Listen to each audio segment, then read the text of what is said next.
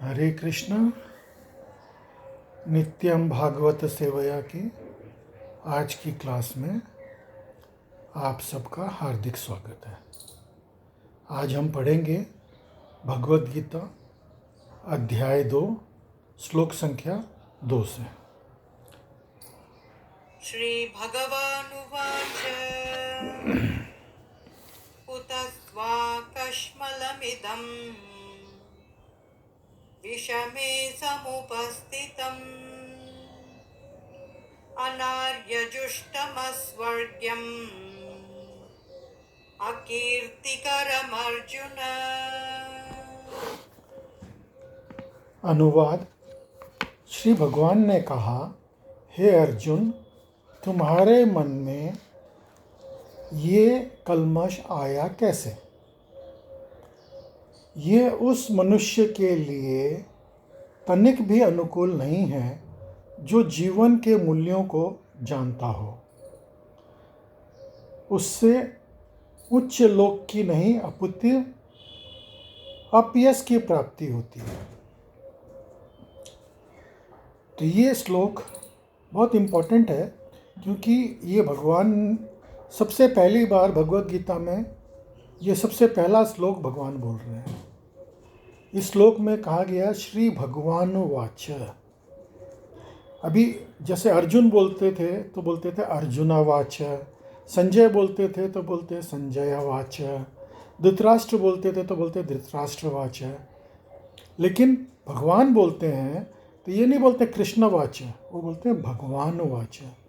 क्योंकि यहाँ पे ये बताना चाह रहे हैं व्यासदेव जिन्होंने ये भगवद गीता कंपाइल करी है कि श्री कृष्ण ही स्वयं भगवान हैं।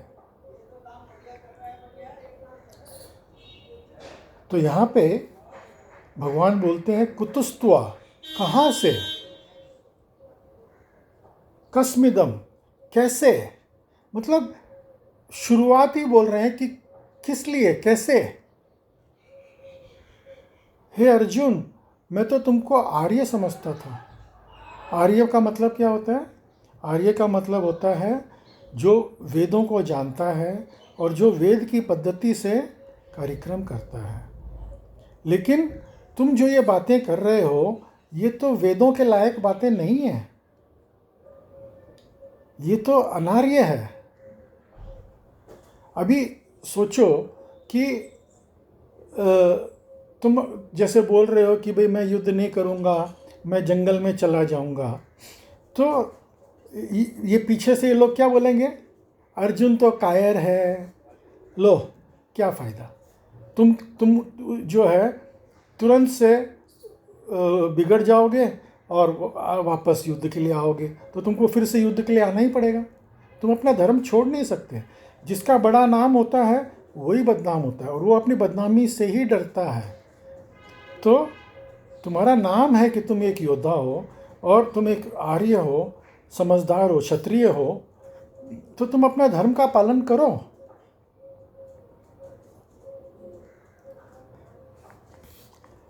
तो अगर तुम अपना धर्म का पालन नहीं करोगे तो तुम्हें अपयश की प्राप्ति होगी और उस अपयश से बचने के लिए तुम फिर से युद्ध करोगे ही।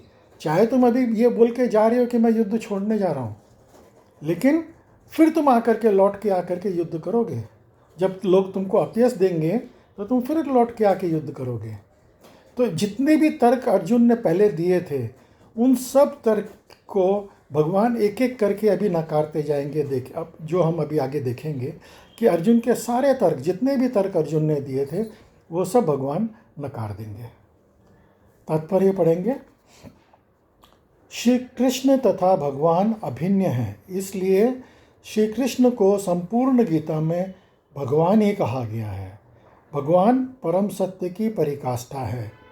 हम सत्य का बोध ज्ञान की 3 अवस्थाओं में होता है, ब्रह्मा तथा निर्विशेष सर्वव्यापी चेतना, परमात्मा या भगवान का अंतर्यामी रूप जो समस्त जीवों के हृदय में है, तथा भगवान या श्री भगवान कृष्ण भगवद गीता में परम सत्य की यही धारणा इस प्रकार बताई गई है। तो हम भगवान को 3 तरीके से समझते हैं। कई लोग बोलते हैं कि भगवान परब्रह्म है। तो अभी हम समझने की कोशिश करें कि परब्रह्म क्या है।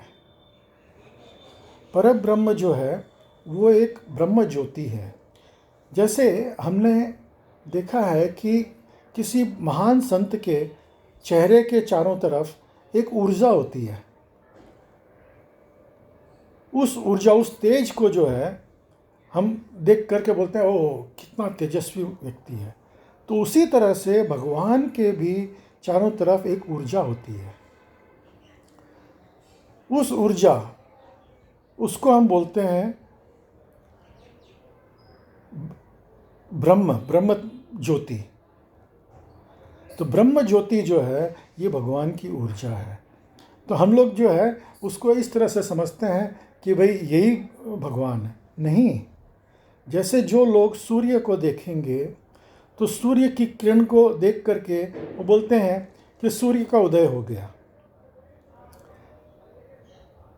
सूर्य आ गया। अरे सूर्य नहीं आया है, सूर्य की किरणें आई है।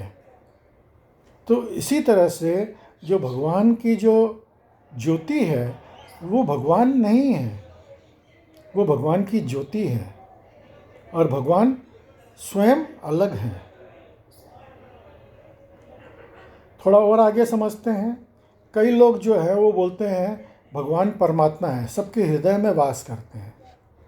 करेक्ट है, लेकिन ये भी पूर्णतया नहीं समझ रहे हैं हम। जैसे एक एग्जाम्पल बताता हूँ।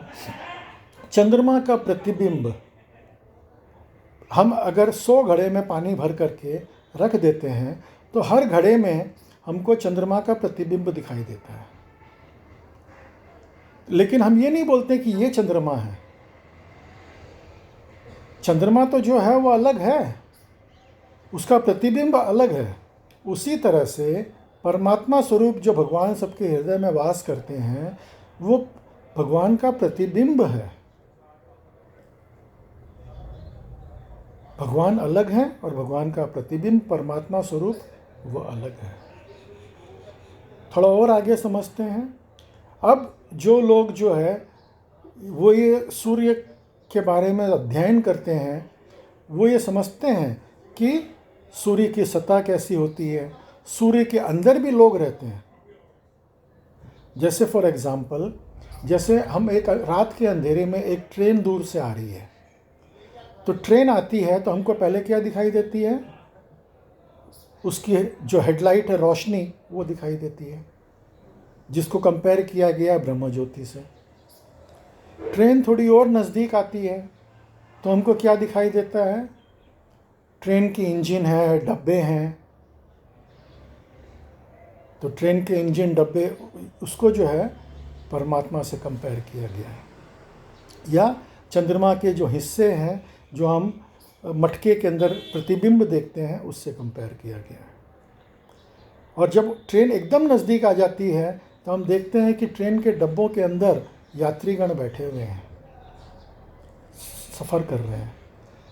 तो उसी तरह से जो सूर्य का जो गोला है उसके अंदर जो सूर्य के देवता हैं, सूर्य देव, वो सूर्य के प्लैनेट के अंदर में वो रहते हैं, विराजमान हैं। उनका नाम है विवस्वान। तो विवस्वान जो है वो सूर्य के गोले के अंदर रहते हैं। तो इसको जो है ये भगवान के रूप में हम लोग समझते हैं।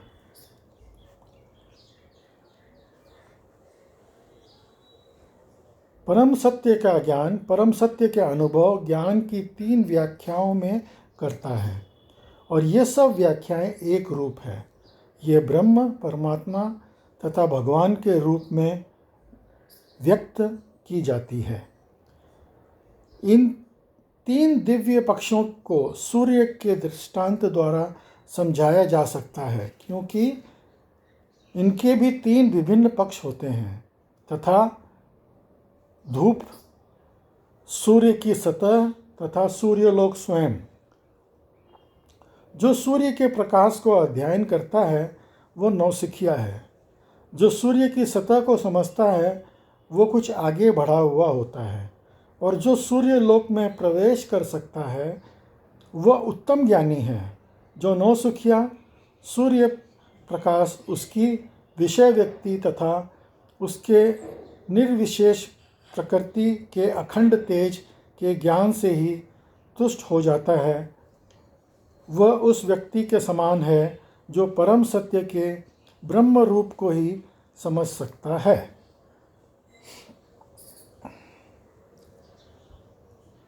मैं आप लोगों से एक रिक्वेस्ट करना चाहूँगा कि आप लोग भी अगर हो सके तो एक भगवद गीता यथारूप ये अवश्य खरीदें अपने साथ में, और इस क्लास के साथ साथ में आप पढ़ें ताकि आप और ज़्यादा अच्छे से समझ सकें। और आपके जो भी प्रश्न हों कृपया कमेंट करके मुझसे अवश्य पूछें। आगे पढ़ेंगे। जो व्यक्ति कुछ अधिक जानकार है वो सूर्य के विषय गोले के विषय में जान सकता है। जो व्यक्ति सूर्य लोक के अंतर में प्रवेश कर सकता है उसकी तुलना उससे की जाती है जो परम सत्य के साक्षात रूप को अनुभूति प्राप्त करता है। अतः जिन भक्तों ने परम सत्य के भगवान स्वरूप का साक्षात्कार किया है वो सर्वोच्च आत्मावादी है। तद्यपि परम सत्य के अध्ययन में रत सारे विद्यार्थी एक ही विषय के अध्ययन में लगे हुए हैं। सूर्य का प्रकाश, सूर्य का गोला तथा सूर्यलोक की भीतरी बातें, इन लोगों को एक दूसरे के विलग नहीं किया जा सकता। फिर भी तीन अवस्थाओं के अश्वेता एक ही श्रेणी के नहीं होते।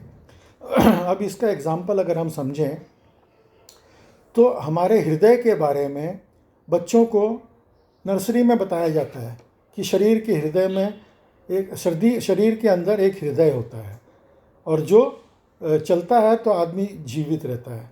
जब वो थोड़ा कक्षा आगे जाता है तो उसको प्राइमरी स्कूल के अंदर बताया जाता है कि हृदय के अंदर 4 हिस्से होते हैं और उसमें से ब्लड पंप किया जाता है। और आगे हाई स्कूल में जाता है तो उसमें से सिखाते हैं कि भाई उसके अंदर आर्टरीज़ हैं, वेन्स हैं जो ब्लड को लेकर के बाहर जाती है और लेकर के ख़राब ब्लड को लेकर के अंदर आती है। ये सब बातें करेक्ट है, लेकिन जैसे जैसे एडवांस होते जाते हैं वैसे वैसे हम आगे का समझते जाते हैं। तो इसका मतलब ये नहीं है कि बच्चों को जो सिखाया है या जो प्राइमरी बातें हैं वो गलत हैं, वो सही है।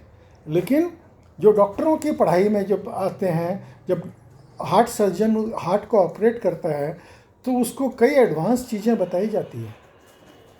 तो यही भक्ति का बढ़ने का मापदंड है कि हम किस तरह से भगवान को अधिक से अधिक समझ सकें। संस्कृत शब्द भगवान की व्याख्या वासुदेव के पिता पराशर मुनि, व्यासदेव के पिता पराशर मुनि ने की है।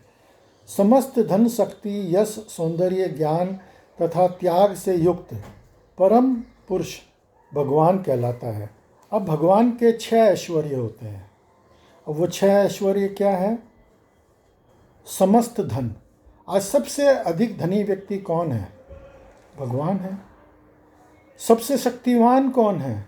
भगवान है। सबसे ज़्यादा यश किसका है? अभी जैसे फॉर एग्ज़ाम्पल कोई नेता अगर कहीं जाता है तो उसके पीछे बहुत भीड़ आ जाती है। कोई अभिनेता जाता है तो उससे भी ज़्यादा भीड़ आ जाती है।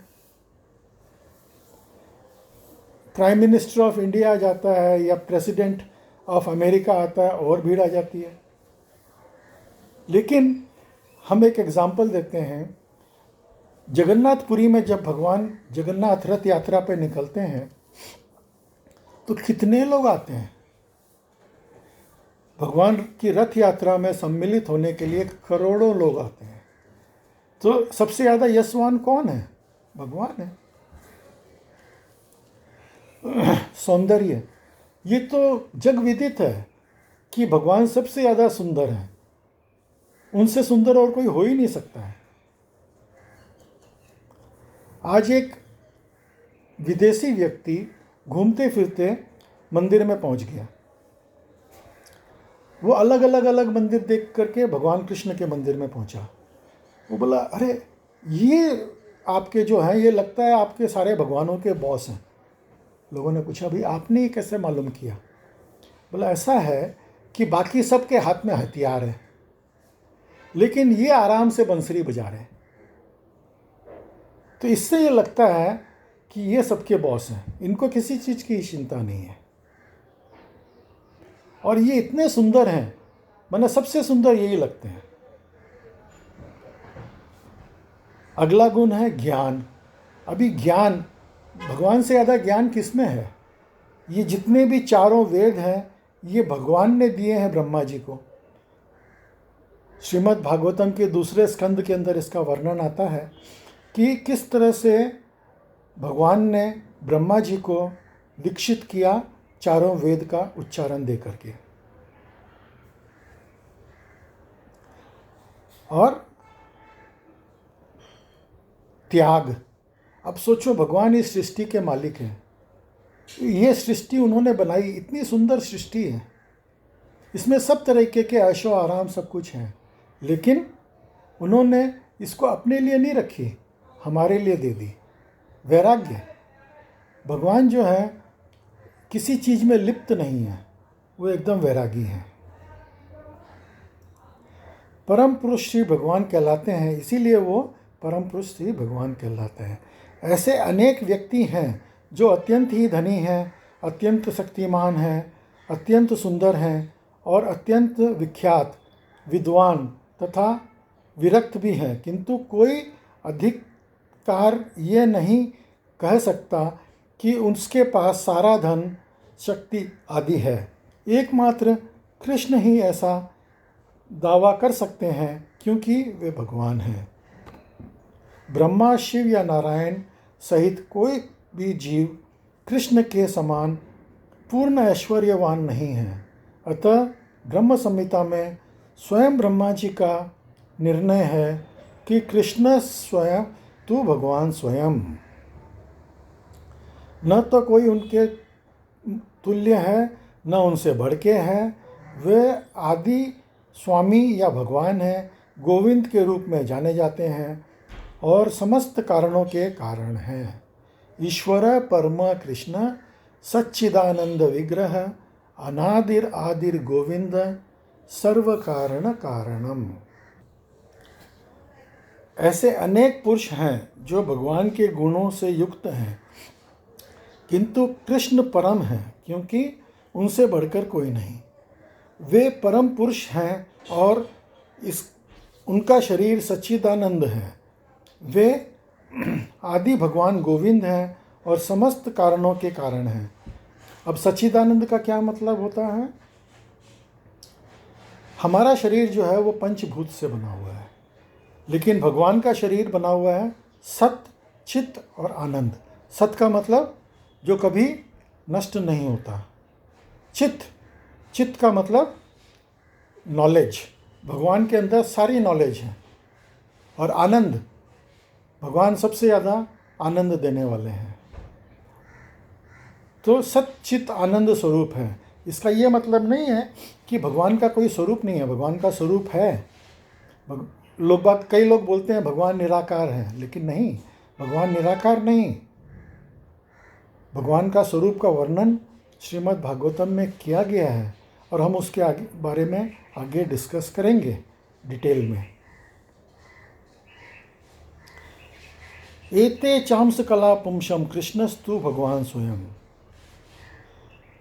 तो ये जितने भी अवतार हैं भगवान के, नरसिंह, वामन, कूर्म, मत्स्य, ये जितने भी हम अवतार देखते हैं, ये सब भगवान के अवतार हैं। लेकिन अवतारी कौन है? स्वयं कृष्ण।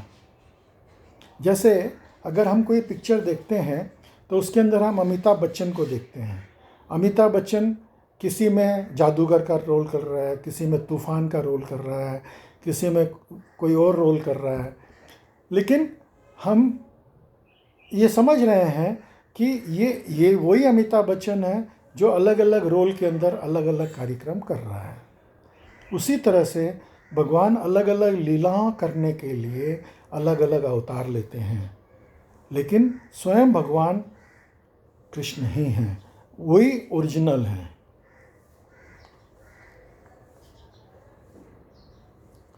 यहाँ पर वर्णित सारे अवतारों की सूची तो भगवान की असंख्य कलाओं अथवा पूर्ण कलाओं की है, किंतु कृष्ण तो स्वयं भगवान हैं। अतः कृष्ण आदि भगवान परम सत्य परमात्मा तथा निर्विशेष ब्रह्म दोनों के उद्गम हैं। भगवान की उपस्थिति में अर्जुन द्वारा स्वजनों के लिए शोक करना सर्वथा अशोभनीय है। अतः कृष्ण ने कुतः शब्द से अपना आश्चर्य व्यक्त किया। आर्य जैसी सभ्य जाति के किसी व्यक्ति से ऐसी मलिनता की उम्मीद नहीं की जाती।